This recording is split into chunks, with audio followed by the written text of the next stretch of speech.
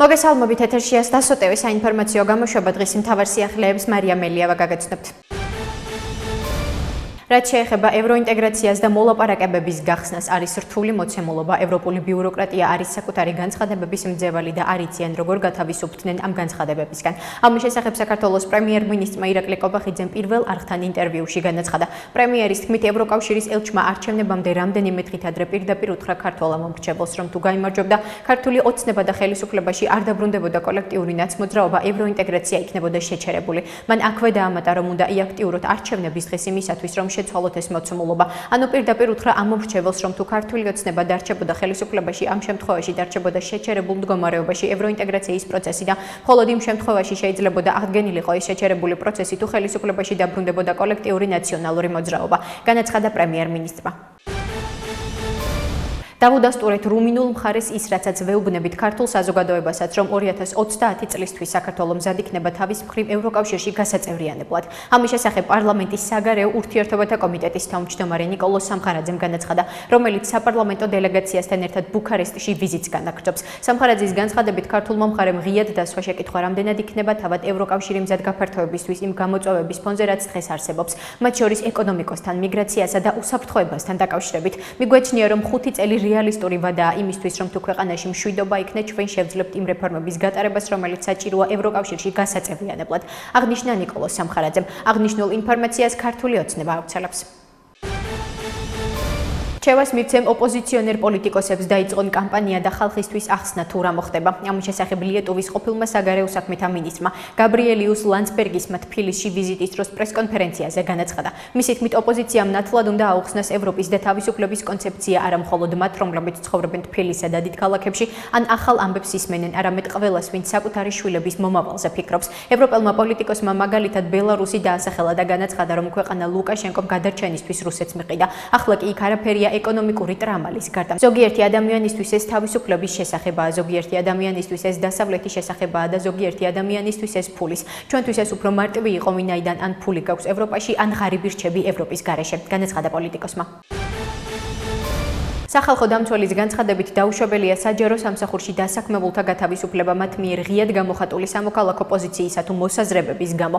როგორც ომბუდსმენის მიერ გავრცელებულ განცხადებაშია აღნიშნული გათავისუფლებულების ნაწილი უფლების დასაცავად სასამართლოსთვის მიმართვას გეგმავს, ხოლო ნაწილმა სახალხო დამცველის აპარატს მიმართა. სახალხო დამცველის განმარტებით, მოცემული ეტაპისთვის აპარატი შეისწავლის შრომით ურთიერთობაში სავარაუდო დისკრიმინაციის 8 საქმეს, რომელიც ჯამში 15 პირს მიემართება. ამასთან უმნიშვნელოვანესია თანასწორობის პრინციპის დაცვა და დაუშვებელი საჯარო სამსახურში დასაქმებულთა გათავისუფლება მათ მიერ ღიად გამოხატული სამოქალაქო პოზიციისა თუ მოსაზრებების გამო.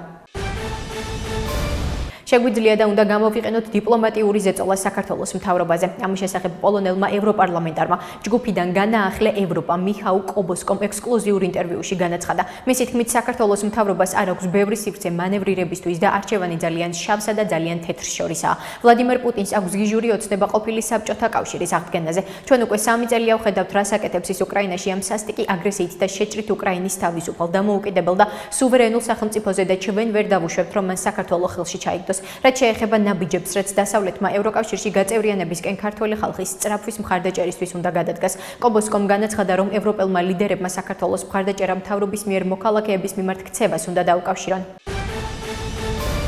გვაქვს მყარი მოლოდინი, რომ საქართველო-ამერიკის ურთიერთობა არა მარტო დაუბრუნდება სტრატეგიული ურთიერთობის ჩარჩოს, არამედ ეს ჩარჩო იქნება კონკრეტული დღის წესრიგით გამდიდრებული. სწორედ ეს შეთავაზება გვაქვს ამერიკელ პარტნიორებთან, რომ გქონდეს კონკრეტული დღის წესრიგი, რა დროში რა მიზანი უნდა იქნას მიღწეული. ამის შესახებ პარლამენტის რეგიონული პოლიტიკისა და თვითმმართველობის კომიტეტის თავმჯდომარე ირაკლი ქადაგიშვილმა ჟურნალისტებთან განაცხადა. უმრავლესობის დეპუტატი ფიქრობს, რომ სახელმწიფოთა შორისი ურთიერთობა უფრო მეტი პასუხისმგებლობით იქნება აღქმული ყველა მხრიდან და ამას წინ არაფერი დაუდგება.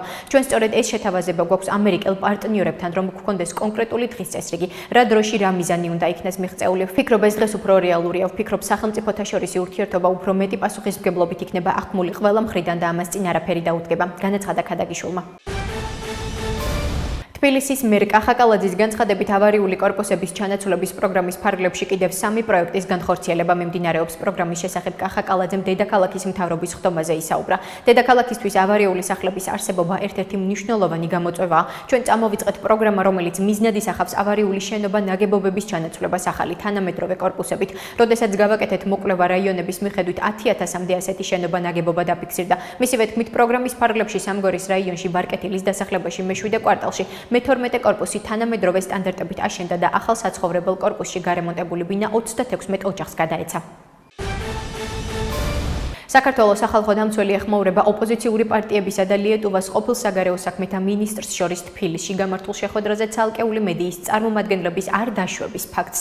როგორც საქართველოს სახალხო დამცველის აპარატში აღნიშნავენ, სახალხო დამცველი თავისი მანდატის ფარგლებში შეისწავლის აღნიშნულ შემთხვევას და მოუწოდებს ყველა მხარეს უზრუნველყოს მედიის წარმომადგენლების თანაბარი დაშვება ღონისძიებებზე, რომლებიც საჯარო ინტერესის საგანს წარმოადგენს, რათა არ შეიზღუდოს საზოგადოების უფლება მიიღოს მრავალმხრივი ინფორმაცია. სახალხო დამცველი ხაზს უსვამს მედიის საკუთრებულ ფუნქციას გაავრცელოს საჯარო ინტერესის სფეროში შემავალი ინფორმაცია, რაც თავის მხრივ აუცილებელი პირობაა საზოგადოების თვითგამორკვევისა და დემოკრატიული სახელმწიფოს ჩამოყალიბების პროცესში.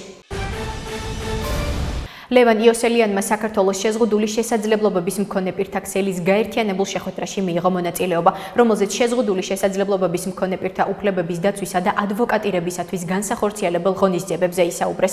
ამის შესახებ ინფორმაცია სახალხო დამცველის აპარატი ავრცელებს. მათივე ცნობით, თავის გამოსვლაში საქართველოს სახალხო დამცველმა აპარატის მიერ შიშიმო პირთა უფლებების მიმართულებით გამოკვეთილი ძირითადი გამოწვევები მიმოიხილა. ისაუბრა გადაწყვეტილების მიღების პროცესში შიშიმო პირთა ჩართვის მნიშვნელობაზე, შიშიმო პირთა სტატისტიკის წარმოებისა და არჩევნებში დამოუკიდებლად მონაწილეობის პრობლემებზე. განსაკუთრებული ყურადღება გაამახვილა ფსიქიკური ჯანმრთელობის მქონე პირთა საჭიროებებზე. ახლა კი გაგაცნობთ უცხოეთის სიახლეებს. რუსეთთან ურთიერთობა უნდა გქონდეს. ამის შესახებ აშშ-ის პრეზიდენტმა დონალდ ტრამპმა განაცხადა. მათ მსოფლიოში ყველაზე დიდი ტერიტორია აქვთ, ჩინეთზე უფრო დიდი. მათ 11 სასაათო სარტყელი აქვთ და ბუნებრივი რესურსებით მდიდარი მიწა აქვთ. ახლა უკრაინასთან იშვიათი ლითონების შესახებ შეთანხმებას ვაფორმებთ და შეგვიძლია ვთქვათ, რომ ჩვენს ფულს უკან ვიბრუნებთ, განაცხადა პრეზიდენტმა. მისი თქმით, მიუხედავად იმისა, რომ ეს მიზანს არ წარმოადგენს აშშ-ის მიერ რუსეთთან ეკონომიკური ურთიერთობების განვითარებამ შესაძლოა რუსეთის ჩინეთთან დაშორება გამოიწვიოს. შეიძლება ეს ამის შედეგი იყოს, ჩვენ რუსეთთან ურთიერთობა უნდა გვქონდეს, განაცხადა პრეზიდენტმა.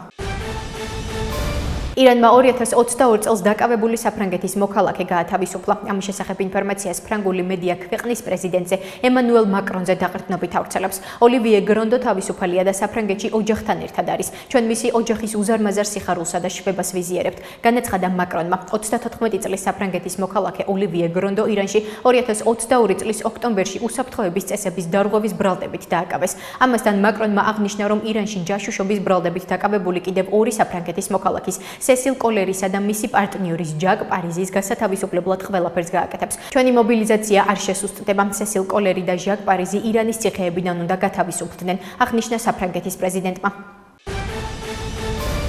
სოლიდარობასა და იმედს წინ ვერანაირი ძალა ვერ აღუდგება. ჩვენ ვიბრძვით უკეთესი ხვალინდალი დღისთვის. ამის შესახებ ნათქვამია პატიმრობაში მყოფი სტამბოლის მერის ექრემ იმამოღლუს განცხადებაში, რომელიც მის სოციალურ პლატფორმა X-ზე გავრცელდა. სოლიდარობასა და იმედს წინ ვერანაირი ძალა ვერ აღუდგება. ჩვენ ვიბრძვით ჩვენი შვილებისთვის, უფლებებისთვის, კანონისთვის, სამართლიანობისთვის, უკეთესი ხვალინდალი დღისთვის, წერს იმამოღლუ. შეგახსენებთ, სტამბოლის მერი, რომელიც თურქეთის მთავარი ოპოზიციური რესპუბლიკური სახალხო პარტიის წევრია, კორუფციასთან და ტერორიზმთან სავარაუდო კავშირების შესახებ მიმდინარე გამოძიების ფარგლებში პოლიციამ დააკავა. მანამდე სტამბოლის უნივერსიტეტმა იმამოღლუს დიპლომი სხვადასხვა დარღვევების გამო ბათილად ცნოდა. ამ ნაბიჯით ფაქტობრივად თურქეთის მომავალ საპრეზიდენტო არჩევნებში მონაწილეობის მიღების უფლება ჩამოერთვა. სტამბოლის მერის დაკავებას მასშტაბური საპროტესტო აქცია მოყვა. ათასობით ადამიანი მერიის წინ შეიკრიბა და შეძახილებით ერდოღანო დიქტატორო და იმამოღლუ შენ მარტო არ ხარ დემონსტრანტებსა და პოლიციას შორის შეტაკებები მოხდა. მედიის ინფორმაციით პოლიციამ სტამბოლის უნივერსიტეტთან მიმდინარე აქციის დასაშლელად ეგრეთ წოდებული წიწაკის სპრეი გამოიყენა.